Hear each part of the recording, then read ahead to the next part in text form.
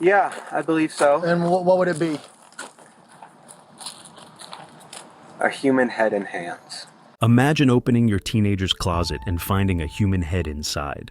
That's exactly what Terry Cohee experienced when she stumbled upon the severed head of Warren Barnes, a homeless man, in her son Brian's room. Brian Cohee Jr., just 19 at the time, had brutally killed and chopped up Barnes, keeping parts of his body at home. This shocking incident has rocked the community of Grand Junction, Colorado, and is now the focus of a gripping true crime documentary. Today, we delve into the disturbing details of this gruesome crime and its aftermath. Brian Cohee Jr. was a 19-year-old resident of Grand Junction, Colorado, at the time of the crime. Living with his parents, he was a young man who struggled with various mental health conditions, including major depressive disorder, ADHD, and autism spectrum disorder. These conditions likely contributed to his behavioral and emotional challenges. As a teenager, Cohee's living situation with his parents suggests a dependence on familial support, but his mental health issues may have posed significant obstacles to his overall well-being and functioning in society.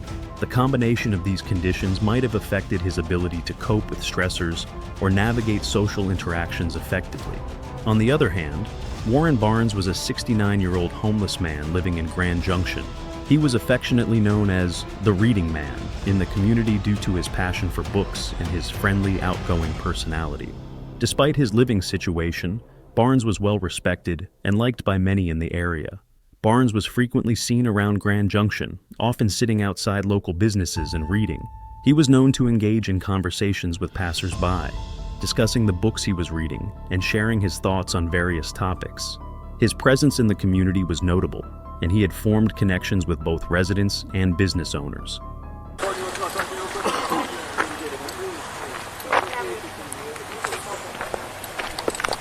On the night of February 27, 2021, Brian Cohee decided to kill Warren Barnes. It was a cold, moonlit evening. Cohee had been thinking about this for a while. Armed with a kitchen knife, Cohee went out to carry out his plan. He was curious about what it would be like to take someone's life. Warren Barnes, a homeless man from Grand Junction, was his target. Cohee thought Barnes' absence wouldn't be noticed much. He believed that because Barnes was homeless, people wouldn't pay as much attention to his disappearance. Under the dark sky, Cohee followed Barnes, waiting for the right moment. When Barnes was asleep and defenseless, Cohee attacked. He stabbed Barnes in the neck several times until he was dead. After the brutal attack, Cohee didn't show any guilt as he went on to cut up Barnes's body, doing it all with a disturbing calmness. He chopped off Barnes's head and hands, planning to get rid of the remains to hide his terrible deed. In Cohee's messed up mind, killing Warren Barnes was just an experiment, a way to satisfy his curiosity about what it's like to end someone's life. It was a dark night, both literally and figuratively, as Cohee's actions shocked the whole community. In his own words, the murder was just a test, a way for him to understand what it feels like to take a life. Cohee's lack of guilt and his interest in killing someone are chilling reminders of how dark human nature can be. His willingness to cause so much pain and suffering to another person shows just how depraved he really is. It is 2:47 on my phone. Brian Cohee Jr.'s journey into darkness, ending in murder, was carefully planned because he was obsessed with death. Cohee had been very curious about murder for a while. He struggled with mental health issues and confessed to thinking about killing someone for 6 months before the tragic night of February 27, 2021. His careful planning to murder Warren Barnes shows how deeply he was obsessed. Cohee's planning began with selecting a victim who he believed would not be missed, targeting individuals perceived as marginalized and less likely to be noticed if they went missing, such as homeless people or sex workers. This decision underscores his calculated approach, as he aimed to avoid detection and minimize the immediate risk of being caught. On the night of the murder, Cohee exploited the full moon's brightness to aid his visibility, demonstrating his tactical awareness. This choice of timing reflects his strategic mindset, using natural conditions to his advantage. Equipped with a kitchen knife, Cohee methodically prepared for the attack by wearing 3 layers of gloves. His rationale for this was rooted in the fear that thin plastic gloves could tear, potentially leaving behind incriminating evidence such as fingerprints. This level of detail highlights his foresight, and the lengths he was willing to go to ensure his actions remained undetected. Cohee then drove around Grand Junction, actively searching for a suitable victim, which he found in Barnes, who was sleeping under a bridge. The actual murder was executed with cold precision. Cohee described how he approached the sleeping Barnes, lifted the canvas covering him, and brutally stabbed him in the neck. His attack was unrelenting, as Barnes initially reacted in panic, asking why he was being attacked. Cohee's recounting of the murder to the investigators revealed his lack of empathy and chilling detachment. He continued to stab Barnes until he was sure of his death, after which he proceeded to decapitate and dismember the body.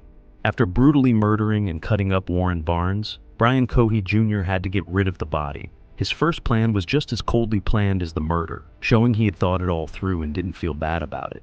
Cohee figured out that the smartest way to avoid getting caught was to get rid of Barnes's body in a way that would make it hard for the cops to link it back to him.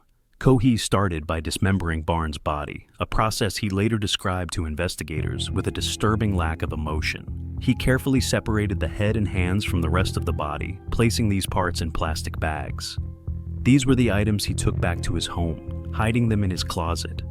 For the larger parts of the body, Cohee decided to use his car for transportation. He put the chopped up remains in the trunk and planned to drive somewhere quiet to get rid of them. He picked the Colorado River because it was big, thinking it would wash away any proof of what he'd done. The idea was straightforward: drive the car into the river and let the water take away any signs of Barnes' body. However, this plan was not without its flaws.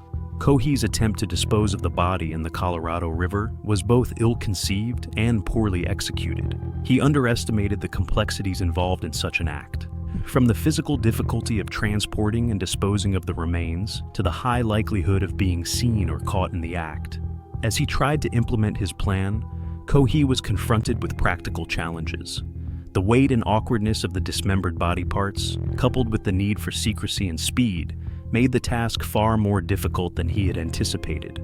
His inexperience and the inherent messiness of the situation likely contributed to his failure. On top of everything, the stress of the crime and the fear of getting caught would have made his already shaky mental state worse. This would have made it even more difficult for him to pull off his plan without a hitch. Ultimately, Cohee's failure to dispose of the body properly played a crucial role in his eventual capture. The body parts he had intended to dispose of in the Colorado River never left his possession long enough to fulfill his plan, and this critical misstep ensured that the evidence remained intact for law enforcement to find.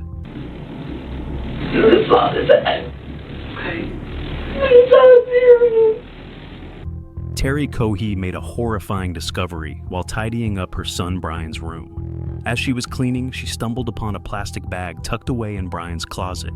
Curiosity turned to shock when she realized the bag contained something heavy and was infested with maggots. Without hesitation, Terry took the bag to the sink, where she bravely opened it to investigate further.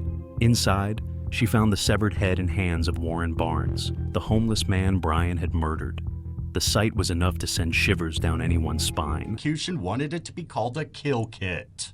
Prosecutors also pointed out the night.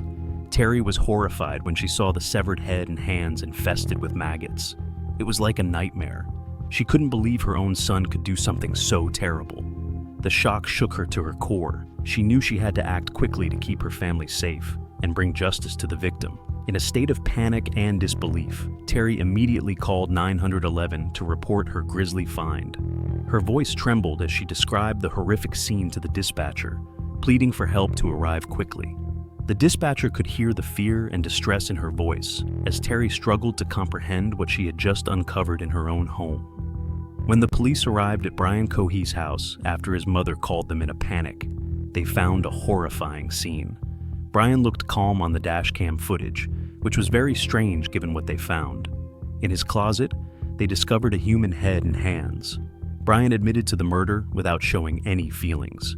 During questioning, he stayed very calm and showed no remorse.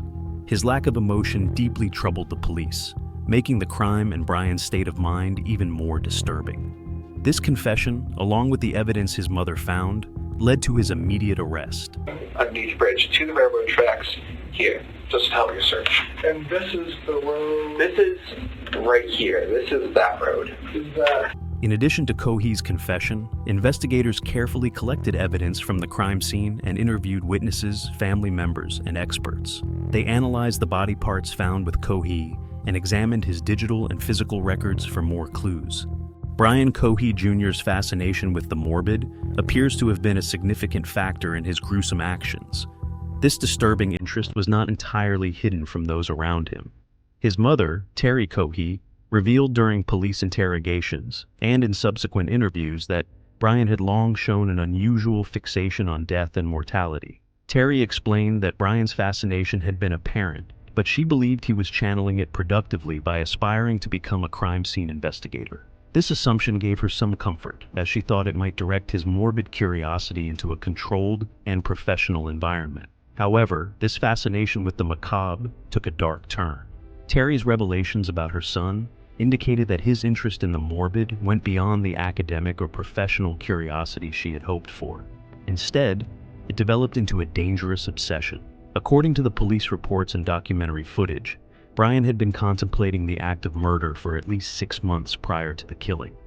He admitted to police that he wondered what it would feel like to commit such an act, suggesting a deep and troubling curiosity that was more than just a passing interest. Brian Cohee Jr.'s terrible crime shocked the Grand Junction community. People were horrified to hear about the brutal murder of Warren Barnes and the disturbing details of his death.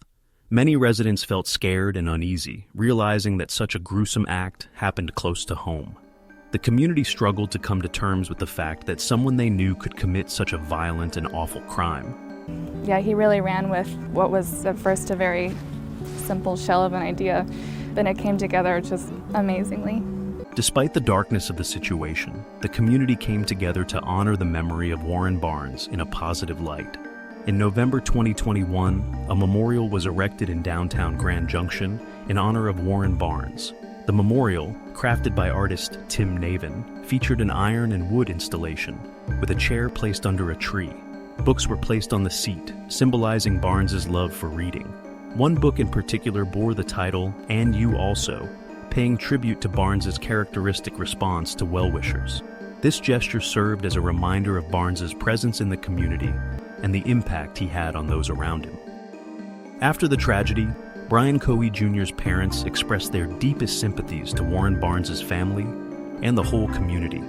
They recognized the pain and suffering caused by their son's actions and offered their sincere condolences to those affected. Even though they were devastated to learn about their son's involvement in such a terrible crime, they stayed committed to acknowledging the victim's pain and offering support to those in need. He told prosecutors her first thought was to get the kids out. Mrs. Cohee says her son has autism, ADHD, anxiety, and has been taking medication. During the trial, Brian Cohee Jr. faced the legal process for the brutal murder of Warren Barnes. The trial involved presenting evidence and arguments from both the prosecution and the defense to determine Cohee's guilt or innocence. Tuesday, Sprague explains he conducted the evaluation with a combination of historical data. Cohee's defense team entered a plea of not guilty by reason of insanity. This plea indicated that they believed Cohee was not mentally competent at the time of the crime due to his diagnosed mental health conditions, including major depressive disorder, ADHD, and autism spectrum disorder.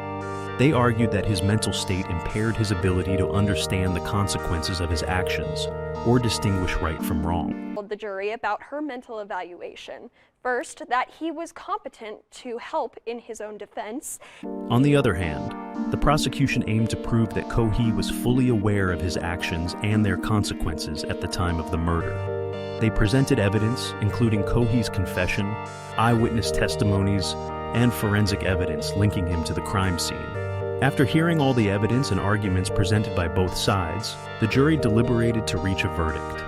During deliberation, jurors carefully reviewed the evidence, considered witness testimonies, and discussed the legal instructions provided by the judge. Cohee claimed he was insane at the time and therefore not guilty. The jury did not find his defense convincing enough.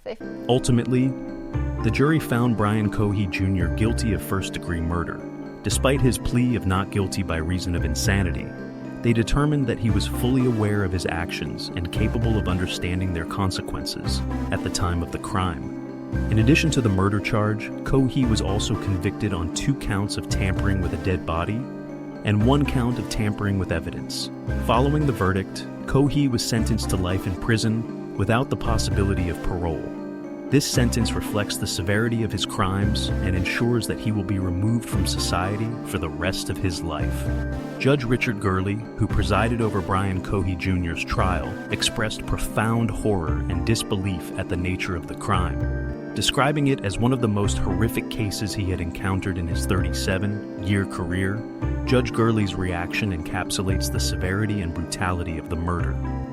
Despite acknowledging Cohee's mental health issues, the judge emphasized that the premeditated nature of the crime and the lack of remorse demonstrated by Cohee were particularly disturbing. This assessment played a crucial role in the final sentencing, where Cohee was given life imprisonment without the possibility of parole.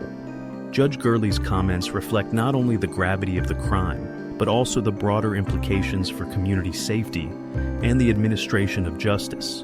The release of the true crime documentary, I'm guessing, I don't know, because we had him going to counseling, and he just thought about it, it just came across his head. It was just, but then I think everybody thinks about it, but that's just why I remember one of the times when he was really lonely and that was an issue, we were kind of concerned about that. Parents discover teen son's horrifying secret on the YouTube channel. Explore with us significantly impacted public awareness of the case. Garnering over 13 million views, the documentary provided an in-depth exploration of the crime, the investigation, and the trial from multiple perspectives, including educational, legal, and psychological angles. It featured extensive footage from law enforcement's investigation, interviews, and dashcam recordings, offering viewers a comprehensive understanding of the events. The widespread viewership and the detailed presentation of the case helped raise awareness about the complexities of mental health issues, the criminal justice system, and the vulnerability of marginalized individuals like Warren Barnes. The documentary also prompted discussions about the importance of recognizing and addressing early signs of violent tendencies, contributing to a broader societal dialogue on preventing such tragedies in the future. As we conclude this chilling exploration of Brian Cohee Jr.'s heinous crime and its impact on the Grand Junction community, we invite you to share your thoughts and reflections. What are your views on the mental health aspects of this case? Do you believe the legal system handled the trial and sentencing appropriately? How do you think communities can better support individuals with mental health challenges to prevent such tragedies? Please share your answers in the comments below. If you found this video insightful, don't forget to like, subscribe, and hit the bell icon to stay updated on our latest content. Thank you for watching.